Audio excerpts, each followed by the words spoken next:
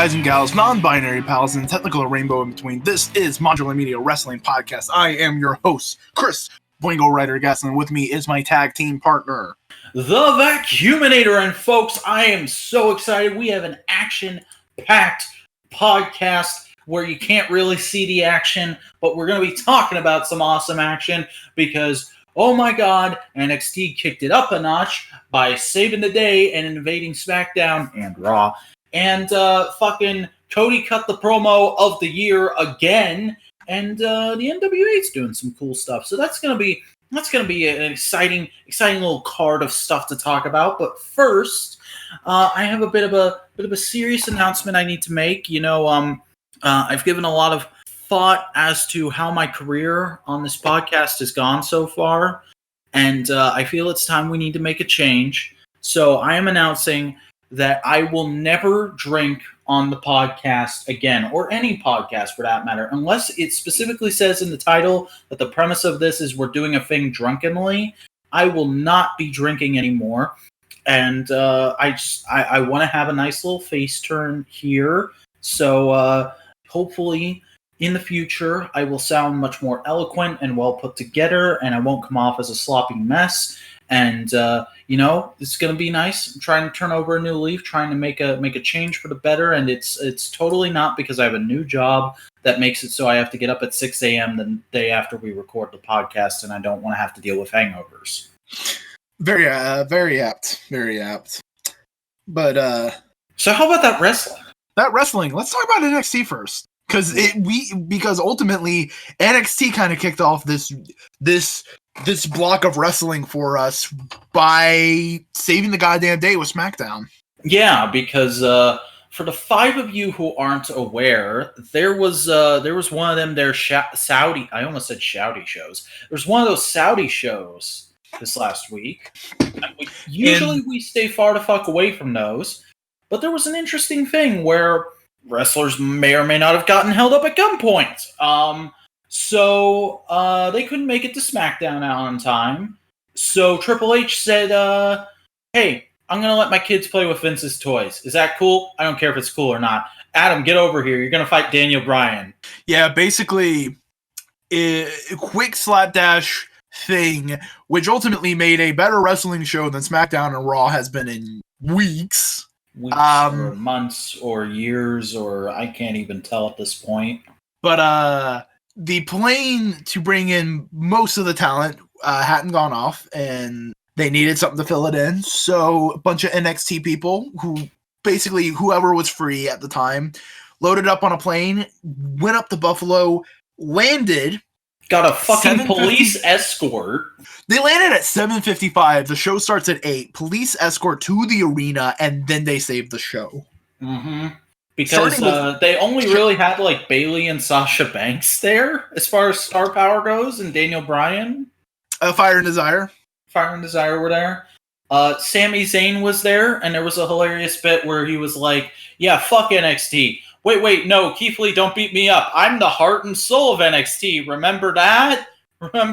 Okay, I'm getting thrown out of the ring now." Yeah, so we had one regular match of just SmackDown talent.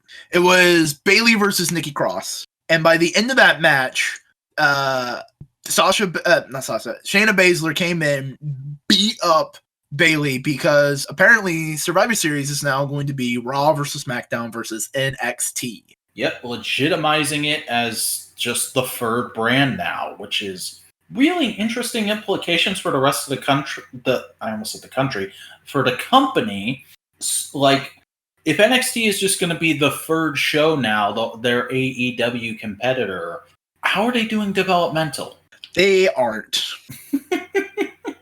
No, developmental is now just the Florida circuit. That's great. You get signed on, you just tour Florida for a good year or two.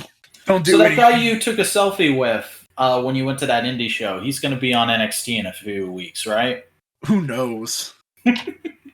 But really fun, interesting show because it was slapdash. It didn't have time to pre-write promos, so every promo and every segment felt organic. It felt real. So basically, it was not a WWE show. Oh, very much so. Then we had Tommaso Ciampa going on to Miz TV.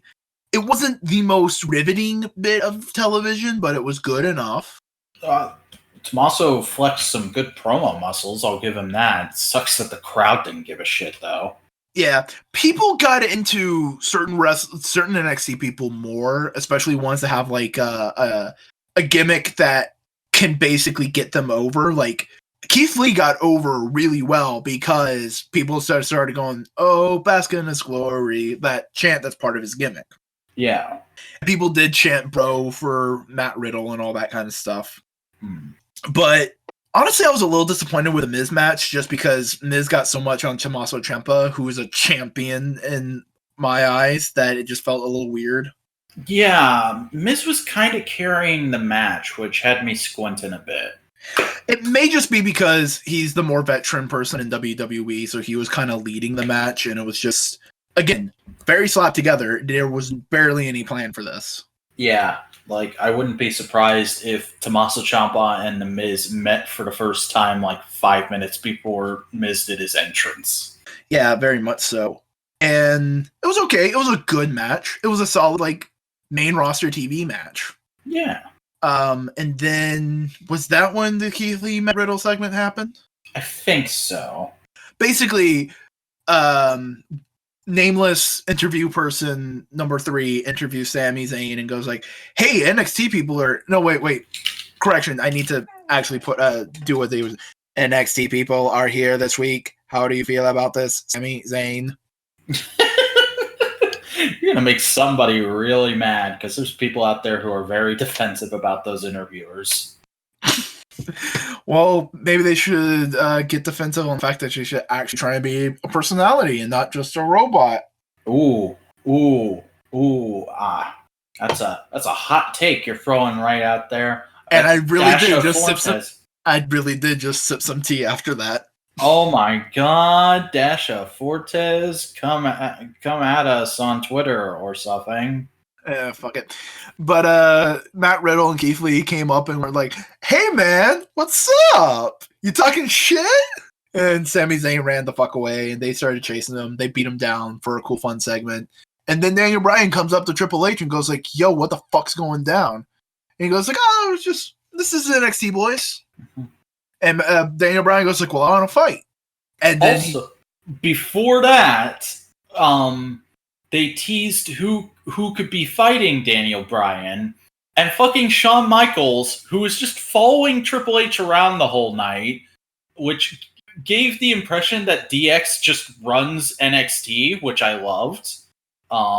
He starts taking off his clothes like he's got gear under there. It's like, oh my God, we're about to see Shawn Michaels versus Daniel Bryan. And then, no, Adam Cole comes. No. The best part of it, though, was Bryan and Triple H looked at Shawn Michaels, and as his jacket was off, and he was like, no, it's actually pretty cold in here.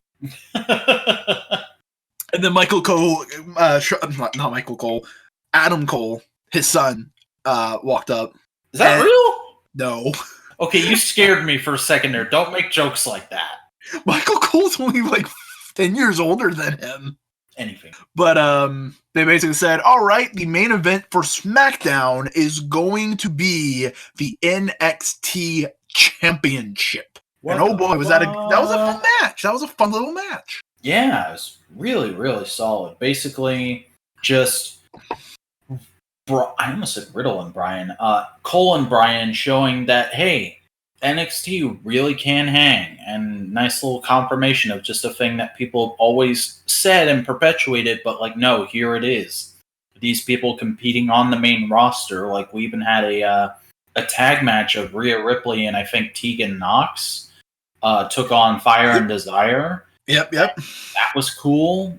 Like, just a nice little showing here that ended in Triple H having a little powwow with all his kids in the ring while Tommaso Ciampa ignored everyone else and kept staring at Goldie. Which is just perfect. They are trying to save this thing, and he kept character and was like, nope, goal. Yep. And Triple H goes like, hey, it's my army. We're going to war.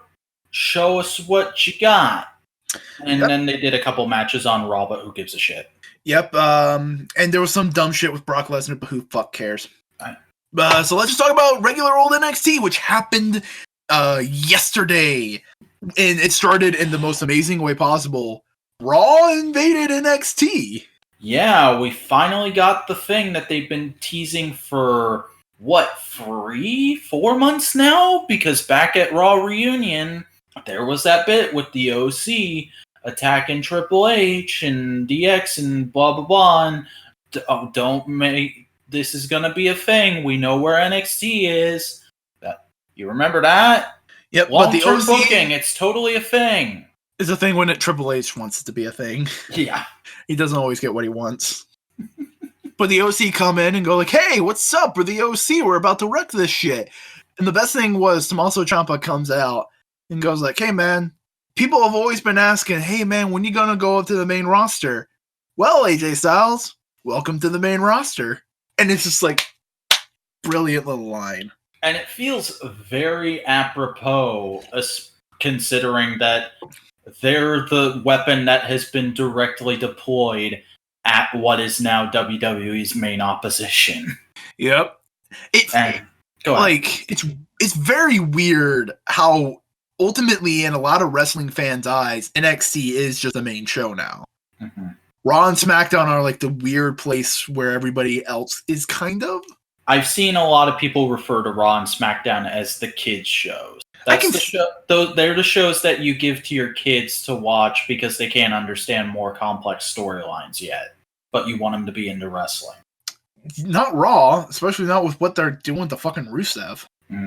But it was a great little back and forth. It was really, really cool. A bunch of fun little matches. Nothing too story progressing happened in this NXT, but a lot of really cool story character elements. Yeah, it was just like happened. The OC is here. Some stuff's happening. An Undisputed Era guy got his nose fucking destroyed when he was shoved into a wall. I love that they used the blood splatter effect there. Also, we have the teams for the Women's War Games. Yep, we have on Team Rhea Ripley, we have Rhea Ripley, Candice LeRae, Tegan Nox, and Mia Yim. And sadly, no Dakota Kai. Yeah. That's going to be a storyline. It's like, so one of them's going to get hurt, and then Dakota Kai is going to step up. Either that or Dakota Kai's turning heel.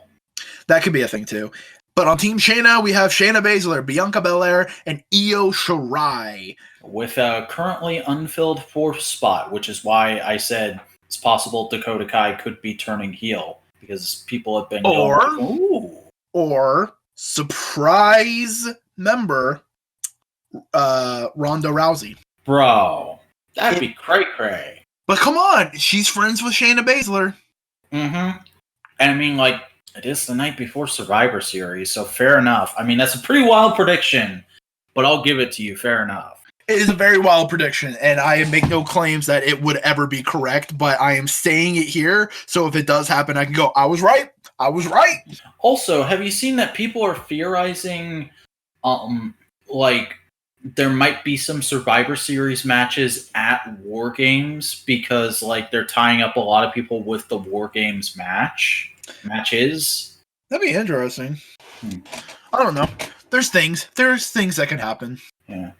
I would not be surprised if they do, like, because fucking Adam Cole is in the War Games match, and he's gonna probably be in the match between the Fiend and Brock Lesnar.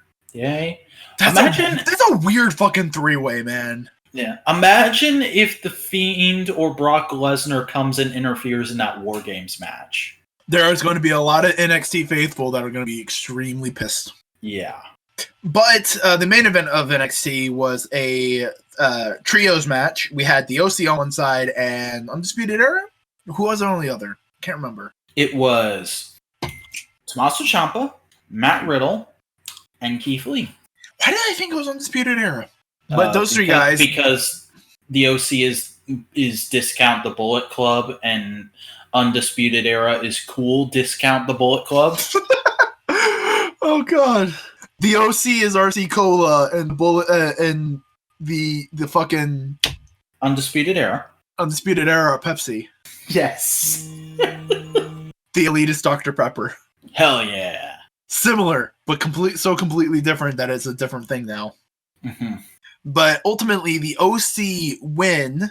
Is that right? OC won. And then they started. I think it was a DQ. No, it was a DQ, and they started beating up on some of the people there. But who showed up? But Finn Balor, hinting that they are officially affiliated. I don't know if it was so much an official affiliation, because, those guys and Finn weren't in the Bullet Club at the same time. I think it was more like a sign of mutual respect. Like, we have similar roots. AJ wasn't, but Gallows and Anderson was. Yeah. Gallows and Anderson was in Bullet Club with Finn Balor. But, they all did the Too Sweet, and he did the finger guns. So I think if it was, an official affiliation, one of them would have done the thing the other was doing. Yeah, I don't know. There's hints. There's allegations. Yeah. But NXT was pretty good. It was a solid showing. I don't think it was better than WWE, but it was certainly better than WWE. I don't think it was better than AEW, but it was certainly more interest. It took more risks than AEW did this week, and they all paid off. Yeah, but AEW couldn't really done too many risks this week. Yeah. Solid little NXT show, and it really shows how much of the weight of WWE is just on NXT shoulders. Mm-hmm. It's really interesting seeing these guys get incorporated into stuff involving what I'm no longer going to refer as the main roster, but just those other people. Because this is the bloated roster. It's the bloated roster. Yeah. It's a thing people talked about when NXT got announced as going to TV of oh god, how long until Raw and SmackDown starts sticking their dicks in there? And it's happening, but it's not bad yet. But I'm wondering how long can this last? Where it's this isn't the best thing ever, but it's good. How long until this starts to sour? Because we get NXT stars in the Royal Rumble every year. What if, to try and get NXT over more, they have an NXT star win the Royal Rumble next year, and then there's an NXT star in the main event of WrestleMania? That'd be interesting. I wouldn't mind that. Yeah. I mean, it's one of those things where it's there's 1,000 different ways to book that badly and 1 or 2 to book it well. Yeah, and Triple H can find those 1 or 2 ways. Mm-hmm. It's just a matter of Vince stepping back and going, okay, Hunter, we'll do it your way because you seem to know what you're doing this time. Yeah. Which he did do this week because, Vince has that whole thing of, NXT stars can't beat main roster people. That happened in spades this week on SmackDown. Yeah. I don't know. It feels... I don't want to say it's the turning point of WWE, but it definitely feels like foreshadowing. Some pillars are cracking. Yeah. But before we get to AEW, I think it might be good to have a little palate cleanser of power. Yes, let's get a little bit of that power brand energy drink. Let's go into the fire. Into the fire! I'm falling! Okay, I'll stop. This was a good episode of NWA. Yeah, really, really solid episode, and it's probably because they're starting to build to their next, or I guess their first in a long time, pay-per-view, which is called Into the Fire!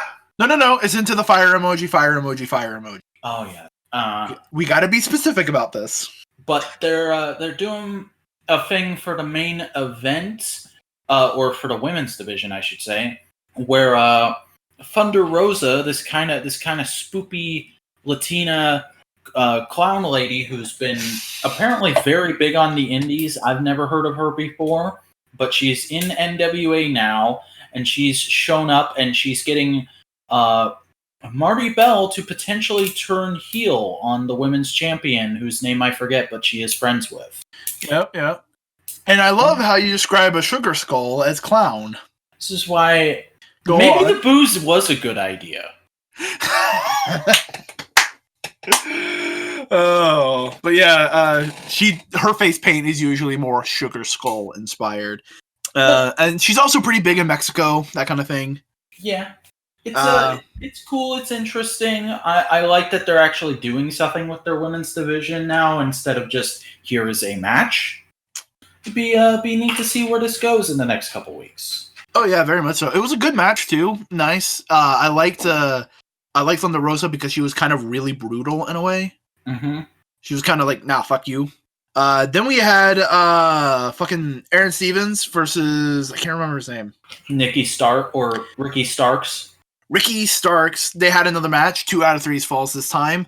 And Ricky Starks basically beat him so hard because the first fall was done in 3 seconds. Yep. And and Aaron Stevens was flabbergasted. And then they went for a good little match, and then Ricky Starks got the second fall. And quick note, I fucking love Aaron Stevens' fucking wrestling gear because it is such a eyesore that it's amazing. Yeah. He wore... I don't know if he always does this, but tonight he came out in a big poofy robe, and then he took it off to reveal he was wearing flesh-colored trunks. So it looked like he was naked. And bright pink knee pads. Mm-hmm. It was ugly in the best way possible, and I loved it. Like, they were theorizing on commentary he might have forgotten his luggage this time, or his luggage got lost, but I was like, no, I like to think, because there's been a whole thing of, like, respect and whatnot, and you don't deserve my respect, between him and Ricky Starks.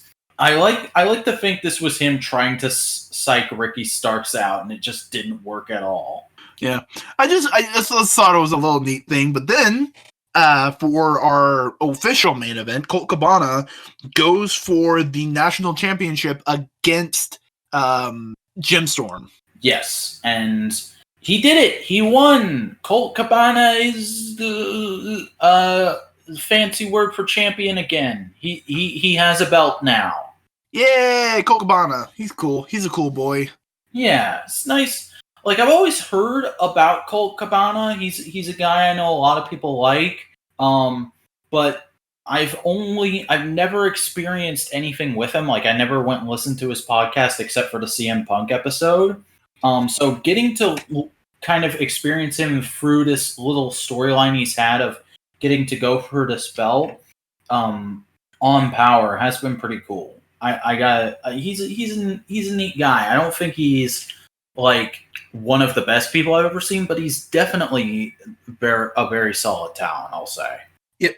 But then the Dick Tag team, the Dawson brothers, come out and go like, you know what? We're going to accept that challenge to get the shot for the tag team champs that Kingston and Homicide have. So they have a quick little match to end off the show, and Kingston and Homicide retain their tag team champs opportunity. But that was NWA Power. It's still great. It's still a little solid aesthetic little thing. And I'm glad it exists. I love the fucking video game ad they had this week. Oh, yeah. Because it's a real video game, too.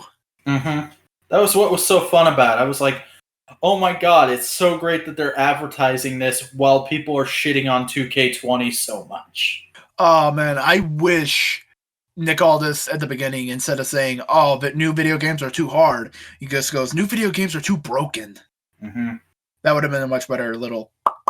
Like, I've never been interested in the 2K games because it's just not my kind of aesthetic. So seeing something that was so not that get advertised, I was like, oh my god, I would actually want to play this wrestling game. I probably won't, but it's amazing seeing it advertised. Yeah.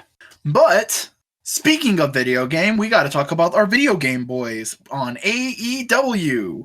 Way, what a segue. But first, being the Elite, which has basically become the beginning of AEW's Wrestling Week. Yeah, it's you being the Elite on the Monday, you got your Doc on the Tuesday, and you got your Dynamite on the Wednesday. I don't know what this accent is. It's a weird, dumb New Yorker thing, but whatever. Yeah. But Rick Knox is still not giving a fuck. Yep. He's found out that people kind of view him as a joke. He's a bit of a goof. He's a bit of a gaff because he takes refereeing too seriously. So now people are deliberately trying to get him to do ref stuff, and he's going, no, fuck you. Yeah. So Clearly that storyline's still going. Still very interesting. I really want to know what the payoff for this is. Like, it's one of those things where each individual piece doesn't really grab me, but I'm always like, man, where are you going with this? This has got to be stuffing. What is this? The opening for this being the Elite was great, though. The Young Bucks going down the hall, going like, oh man, I wish I had some water. Then they run to Private Party and go like, hey, is that water? And they go, this ain't water. And then they made it a shirt. And like, I just love how they kept trying to keep it going, and then they just broke character. It was perfect. Yeah. But we had AEW Dark with a new special guest commentator, which I think they're going to be doing every week to kind of keep it fresh. MJF, and holy shit, MJF was amazing on commentary. MJF is probably the most fun I have had listening to a commentator since before I started getting annoyed at Corey Graves. Yeah, but here's the thing, he was also really good at like putting everybody over.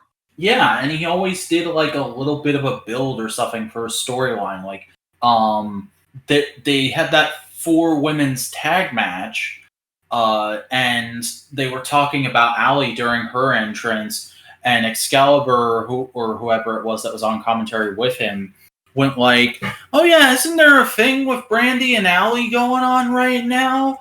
Oh, and isn't that really weird? What's up with that?"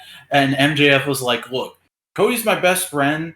I love that man, but even he doesn't know what the fuck is going on with Brandy, okay? We all think she's lost it." Yeah. Also, just some really fucking good jabs and jokes. Like, that was a really smart move of the British woman competitor having a mouth guard because we don't want to see her teeth. Yeah. Like, a bunch of little great jokes like that. That, to the point where I saw some comments saying it was like a modern day Gorilla Monsoon and Bobby Heenan. Like, I can, like, I kind of wouldn't mind if this was the default for Dark. I mean, there was a great moment where, what was it? Excalibur shouted out about some kind of kick, like giving it like a fancy term, like how he likes to shout out Tope Suicida. And MJF was like, it's a fucking moonsault. Just call it a moonsault. Yeah, it was perfect. It was a really good dynamic. It is probably, honest to God, up there with my favorite commentary teams now. Wow. It was such a good dynamic of like them bouncing back and forth that if they worked more together, I have a feeling it'd be really, really top notch. Well, but one of the matches I wanted to talk about on Dark was Shawn Spears versus Naka.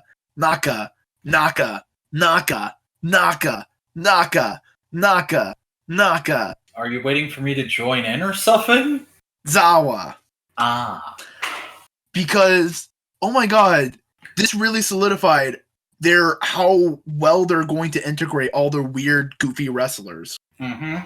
Because Nakazawa has a gimmick where he just rubs himself in baby oil, and it's funny, and it's weird, and it's weird. He's so slippery, nobody can grab him. One simple line completely solidified and legitimized all that goofy shtick. Nakazawa is a Japanese wrestler who specializes in Turkish wrestling style. And have you ever seen a Turkish wrestler? They oily as fuck. It's a very extremely heavily oiled wrestling style. And just seeing that one simple line turns all of his comedy shtick, not just from something weird and goofy and like, haha, laugh at it. It's a legitimate tactic now. Yeah. So how are we going to explain the thong thing? He does have a very weird, like, fucking trunk situation because it has like the weird straps that ladies wrestling gear tends to have on the side. Like he's very overtly a sexual dude. Yeah, and he has tiny booties. Mm-hmm. But this was a good, like, just full-on chain wrestling hold submission kind of match. Yeah, and there's some great spots from like Tully slipping on the mat and whatnot. Oh yeah. But this was great. And then we had a little segment afterwards where Tully Blanchard comes up to Joey Janela and goes like, hey, man, remember how you put your cigarette out in my drink? Well, here's a reminder. And then Shawn Spears comes in, beats him up, takes a pair of pliers, pulls out his tongue, and then Tully Blanchard puts out a cigarette on Joey Janela's tongue. God damn. I was getting a tiny bit worried about Sean because he hadn't really done much for the last few weeks, but this little storyline kind of came out of nowhere, and I'm like, okay, they got plans for this boy. That's good because he's something special. Oh yeah, like this just made me go, okay, Dark is going to be where they start planting some seeds, but not fully going into storylines. Mm-hmm. And it's not on the card, but the next day during Dynamite, we had Sean Spears go up against Brandon Cutler, which is a matchup I didn't know I wanted to see until it was right in front of me, and I was like, holy shit, this is awesome. And it was a little quicker than I would have liked, but Sean got the win, and then Joey came out and fucked with him some more, and now they've got a match at Full Gear. And I hope this is just the beginning of, like, Sean Spears pissing everybody off as a storyline. Mm-hmm. I don't want it to just be a feud with Joey Janela. Like, I wouldn't mind after Full Gear, the next match he has is with, like, someone else, and then Brandon Cutler's just, like, comes out and is like, fuck you. Yeah. And he just starts pissing everybody off, and that's his storyline. Mm-hmm. He's the jackass who fucks with people. Yeah. It was good. But we got to talk about Dynamite, where they started... All right, I'll light the fuse. I noticed that lyric in the theme song this week, and I was like, that's good. And they're starting to show how they're going to integrate some more of the tag teams when they're not directly going for the belt, because Trent went up to Pac. He went fucking toe-to-toe with Pac. Like, when I figured out what this matchup was... When I saw who the second competitor was, because I can't remember who came out second now, I was like, oh, this is going to be a squash match. This is literally just going to be a nice, quick little, here's Pac fucking destroying somebody to open the show. But no, this match went like around 12 minutes, I want to say. Yeah, and there were some really good spots in there, a lot of nice little comebacks and holds and dive spots from both guys, and a perfect use of Orange Cassidy. It made Trent look like a badass, because we all like the Best Friends, but in AEW so far they've really had a mid-card feel. They've basically just been like that utter goofy tag team. But and that's not a bad place for them to be. In a general sense, like that's a good place for them to be. They can win a lot and look really good, but also lose to some people and make them look really tough. Yeah. But here, Trent being able to take Pac pretty much to his limit here, to where he has to bust out the brutalizer in a match where it didn't look like he was going to use it. It shows like, hey, these guys can still hang, even though they're kind of goofy. It's what they used to call solid booking. Yeah. But Pac still wins in the end with the brutalizer. After a bunch of really cool spots, the one that sticks out to my mind is, again, the Orange Cassidy spot where Chuck T distracts the referee for like 5 minutes. Mm-hmm. So Orange Cassidy can come in on the other side. And if you pay attention to Chuck, while he's doing it, he's just ducking in and around trying to get in there, and it's just so hilarious. Yeah, they're playing a game of stay out of my bedroom. But Orange Cassidy comes in, does his signature patented kicks, and Pac responds how any regular, serious competitor should respond to Orange Cassidy's kicks, with a brief boot to the face. Get the fuck out of my ring. And people don't realize that's the part I love about Orange Cassidy. Like that's part of Orange Cassidy. That's the punchline. Yeah. The kicks are the setup. The retaliation is the punchline. And then the next setup is Orange Cassidy becoming a serious wrestler. Mm-hmm. That's the ebb and flow of an Orange Cassidy thing. But yeah, it was really fucking good segment. It really put over Pac as a big, strong, brutal asshole. And it made the Best Friends look really strong because Trent looked really strong. And Chuck T must be really strong if he's tagging with him. Mm-hmm. It was really solid. Yeah.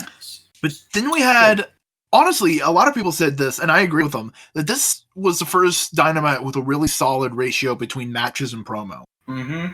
but because we had a Cody promo up next in what could possibly be one of the year's best promos, one of the decade's best promos. Like, if you put it in a top 10 list, I wouldn't disagree. Dave Meltzer fucking called it one of the best promos of all time on Wrestling Observer Radio. Like, he went so far as to say, this is up there with some of those old Flair promos and fucking Dusty talking about hard times. It needs to be taught in wrestling schools because Cody fit in so much. Like, this is the difference between a promo that's written to hit all the beats and a promo that's fought out to hit all the beats. Because they have a writing team, but the way Cody delivered this, you can tell he was just working on this in his head all week. Yeah, he was working on it, and then he would go to the Young Bucks or Omega or DDP if he had them on phone and go like, hey, what do you think about this? I want to kind of get this kind of stuff across. And then he starts railing it off, and they go like, yeah, no, you can fix this up. You can fix this up. It felt very much like it was Cody's promo, but he had help with it, but it wasn't like written for him. It was really well done. And it had a lot of really great just elements. It hyped up his match with Jericho. It was a very, very strong emotional promo because basically the way it opens is Cody comes out and Tony Schiavone's in the ring and he says, we're basically doing an interview segment here, and Cody, I already know what you want to say, but you have a big announcement to make to all these people, and this is the same announcement that he was teasing a couple of weeks ago during that whole 1 week ago. It was a couple of weeks ago. Wow. Or it wasn't a couple of weeks ago. It feels like it was a couple of weeks ago. But he says, he lists off some names. He says, Cowboy Billy Graham, one other guy, and Dusty. And he says, all these people are people that we who have seen them perform love. They are amazing, amazing talent. But they are always criticized because they were management as well. And I've heard all the criticism people have leveled at me because I'm getting the first shot at the title and I'm an executive in this company. So here's the thing. If I don't win this time, I will never challenge again. Here's the thing. I also love the way he worded it. He says, I will never challenge again. It doesn't mean the champion can't challenge him as an opponent. Mm-hmm. Like, there's ways around not going for the championship if the storyline would benefit from it. Yeah. But he also ran down Jericho because Jericho's been going on and on about, oh, you're the son of Dusty with a silver spoon in your mouth. You entitled millennial bitch.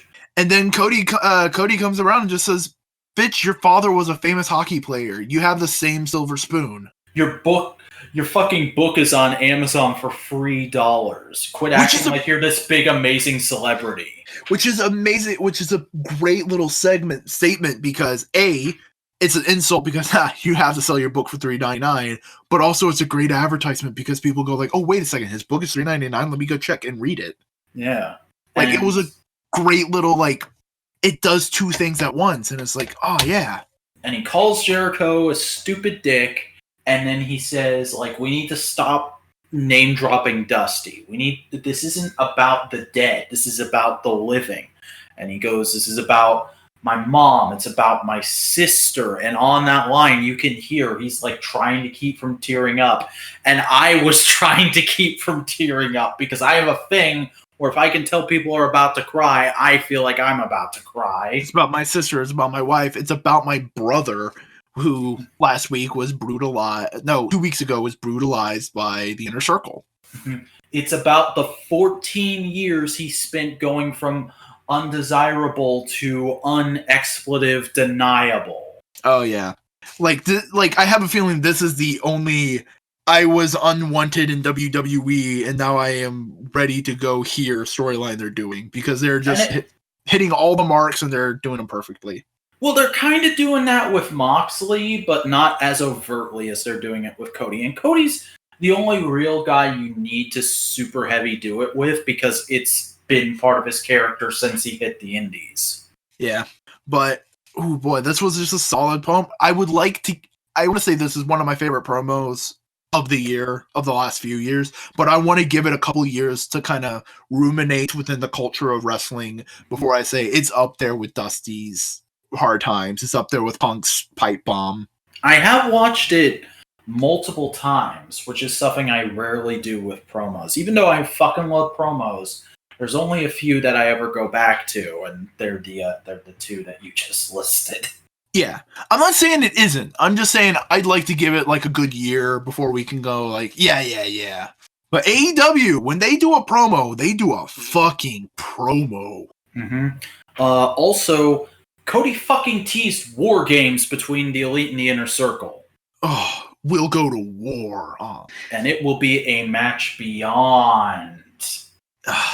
Oh man, if we get war games on NXT and war games at AEW, whoo boy, we'll see Dusty smiling up there in heaven. I don't think they'll call it war games on AEW because WWE legally owns the rights to that name.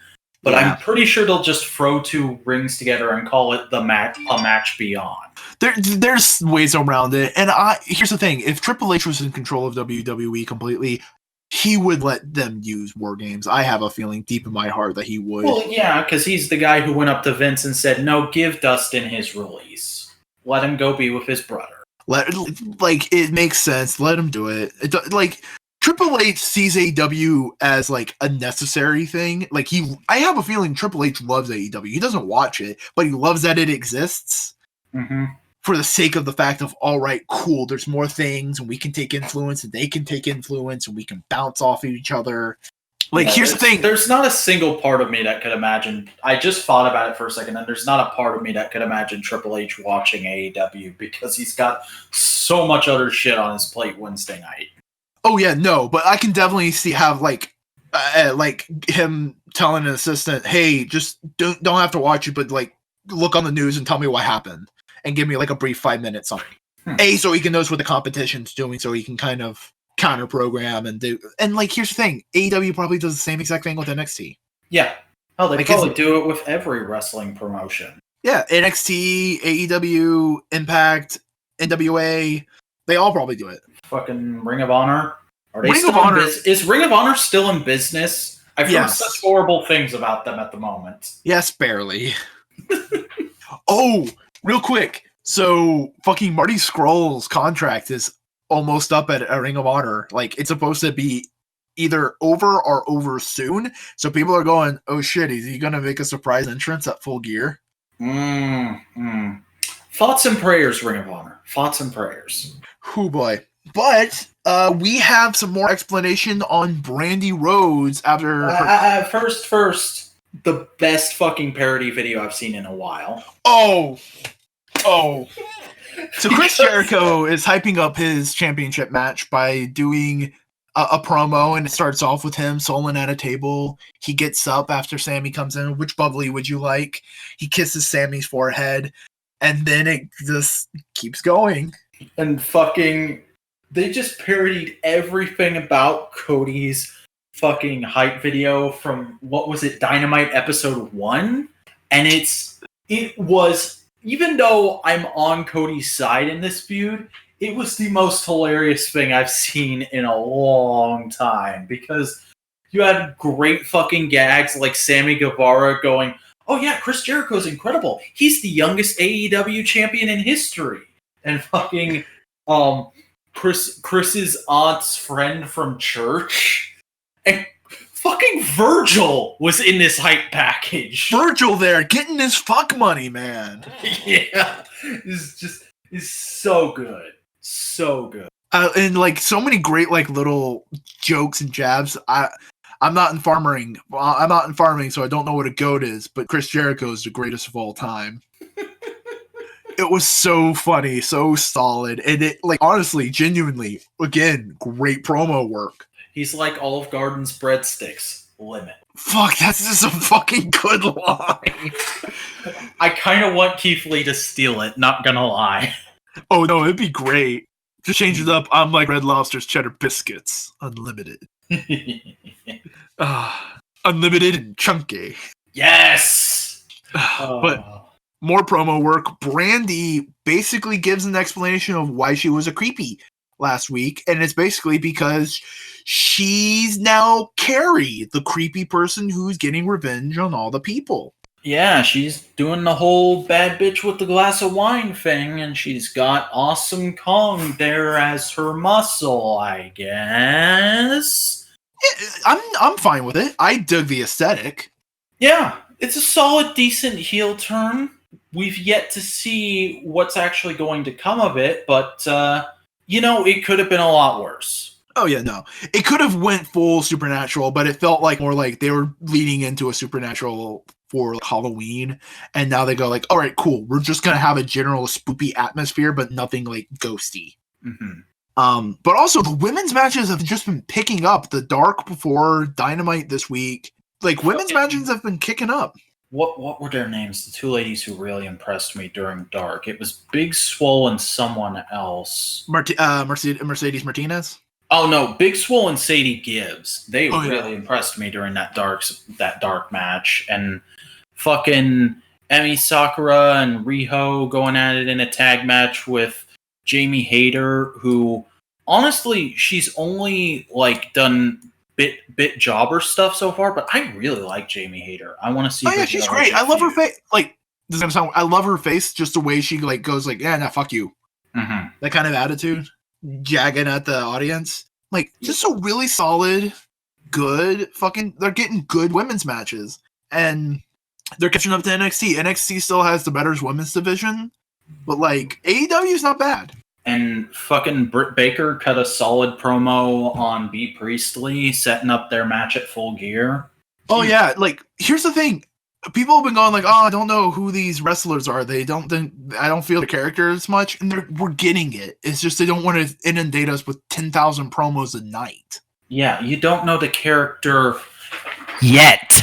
Also, fuck the Dark Order versus Private Party having a match for the third place and eventual third place at Full Gear for the tag team champs. Yeah, I didn't really like the whole aesthetic of the medals. I get what they were going for, but it just seemed a little weird when you already have the belts. But I think the medals was just for the tournament. You know? Yeah. And it was easier to have everybody have medals than to have trophies because it's easier to go like shove up a medal. Mm-hmm. Also, SCU was on commentary during this match, which was they added some interesting thoughts. But the Lucha Bros were on Spanish commentary. Yeah, great touch there. It was really cool, and I dig that. And if I spoke Spanish, I'd go back and listen to that match, but I don't, so I'm sure some crazy fan out there will put out a subtitled version on YouTube. But or also like a Dark transcript. Dark Order is looking better. Evil Uno has updated his gear and added a vest, which looks amazing. He looks great. He looks like an 80s Saturday morning cartoon villain. Yeah, Dark Order's good. Dark Order's good, and they're getting more reactions. They're doing all that kind of stuff, and people complaining, "Oh, I don't get the character." Probably never watched G.I. Joe. Yeah, because I get like a super Destro vibe. I don't know why, but I get a Destro vibe from Stu Grayson. Yeah, it's kind of excuse me. It's kind of a Destro Zartan thing going on. But yeah, I get a bunch of bats hanging out in the background. Yeah, and the creepers look better because they're not weird, shirtless sex freaks. Mm-hmm. But Private Party looked amazing during this whole match. And yeah, Private Party is going up against SCU and the Lucha Brothers for the first tag team defense of the tag team championship titles. And that's going to be a fun match. But then we go into our main event, Chris Jericho and Sammy Guevara versus Kenny Omega and Hangman Adam Page. Holy shit, they're not even beating around the bush anymore. We're just in full-on war between the Elite and the Inner Circle now. And, to quote a certain clown, I'm loving it. Oh, man, it's so good. Like, a good, solid match, just hyping up, oh, what if Kenny Omega fought Chris Jericho? Oh, here's the thing, Adam Page is still salty about Jericho losing to him. Oh, Sammy Guevara is trying to get in here and make a name for himself against Omega and Page. Like, that's four different storylines going on at once in this one match, setting them up, paying them off, going forward. Great match. Who wins the match? I can't remember. Chris Jericho wins the match, I think, right? Yes. Jericho wins, and then calamity ensues. Yep, because everybody comes out for a good old beatdown fest, fade to black, lead into the pay-per-view, and it was a good time. I think Matt Jackson jumped off of one of those ridiculous entrance tubes onto everybody. Yep. It's fun. It was a good time. A lot of great little character bits because Santana and Ortiz come out and they beat up on some people, and like Kenny Omega and Moxley are like burying their barbed wire weapons at each other, and then Santana and Ortiz beat them both up, and then Omega and Moxley just work together to get rid of them, and then they see that they win and go like, all right, cool, now we hate each other again. Did you watch that countdown to Full Gear thing that went up on YouTube? That was a solid fucking little special. Oh yeah, I loved all the character work they did for Santana and Ortiz in the first bit of that. Oh, the fucking was it Ortiz going through the subway just yelling, going like, it doesn't matter who the fuck you are, we're proud, we're powerful, that's who we are. Mm-hmm. And like it was like in any other situation, that's a babyface promo because he's talking about being proud of his heritage, being proud to be a Latina and from a not so great part of New York, but it's still his home. And then going on to say, it doesn't matter if your sexual orientation, it doesn't matter your gender, it doesn't matter your race. You just be proud of who you are. And it's like, God damn, I can't wait for them to turn face. Mm-hmm. Probably be in like, I want to say 3 years. Oh yeah, I want it to be a long time away because I love fucking Pitbull Santana Ortiz. And like Santana being contemplative and calm and calculating, it was great. And the Young Bucks questioning their abilities, that was amazing. There was one kind of hiccup, and it was like right in the middle of Omega versus Moxley where they repeated the same segments like twice in a row. Yeah, that was weird. I did love seeing Moxley go back to his old hardcore match place. Oh yeah, that was amazing because he was just going like, oh man, it's painted. Looks better. It looks nicer. It was nice. Ooh, you can still smell the blood. That's great. Yeah, it was just really cool to see like a human Moxley and not just like a Rage Machine Moxley. Yeah. And I love the whole comment of like Omega kind of poking the bear of going like, would you fucking think we were going to have a chain wrestling match? Yeah. But then like also him talking about his injury and then seeing him at home with the brace on playing with his dogs. It was like, this guy's human. He's not just this incredible badass who does these amazing spots. He is a human person because you tend to forget that now that he's not in WWE and we see him and Renee Young standing next to each other every week. Yeah. And also we got some photos of Moxley's elbow while it was fucking injured, and it's like, ugh, grody. But like it really shows what he's been put through. And it was just really solid work. The Cody Jericho, it was just more of the same with Cody and Jericho, but still really good. It's really interesting what WWE or not WWE. I'm sorry. It is quite late for me at the moment. It's interesting what AEW is doing with all of its faces and all of its stories because honestly, a lot of it feels like a better version of where WWE was at a few years ago because you look at their top baby faces. You look at Kenny, Cody, fucking Hangman. And quite honestly, I see better versions of each member of the Shield. I can see that.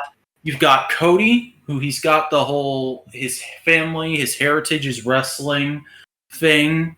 But he's doing it in a way that feels raw. It feels real. It doesn't feel manufactured or disingenuous or like tone deaf, which is the way Roman came off a lot back when they were pushing him so hard. Wow, it's interesting that we're now talking about that in past tense. Current Roman is so much better than past Roman. Yeah. And fucking, you got Hangman, who is there. He's a ringer. He's a solid guy. He can go to that main card level, but mostly he's just kind of a cool dude who hangs back in the mid card and does some great spots every once in a while. He's Seth. And then you have Kenny, who I don't think I have to explain how he's Dean. Yeah, but like I'm really excited for Full Gear, which at the time of this recording is Saturday, but the time of this release will be on Monday because hey, Surprise! Modular Media Wrestling Podcast is now a weekly podcast, and it's going to be released every Monday, with every Friday being Analytical Fanboys. You forgot to talk about that during the intro, didn't you? Yeah, I did. It's okay. I forgot that I was supposed to remind you, so. Hey, we said it here, and if people see it on Monday, hey, they see it on Monday. Quick question. While we're live recording, you can edit this out, I'm sure. Are we going to just cut right from this into us talking about Full Gear after having watched it, or are we going to talk about Full Gear on the next episode? You know what? Why don't we talk about it next episode so this can be released on a timely schedule? Sounds dope as a rope.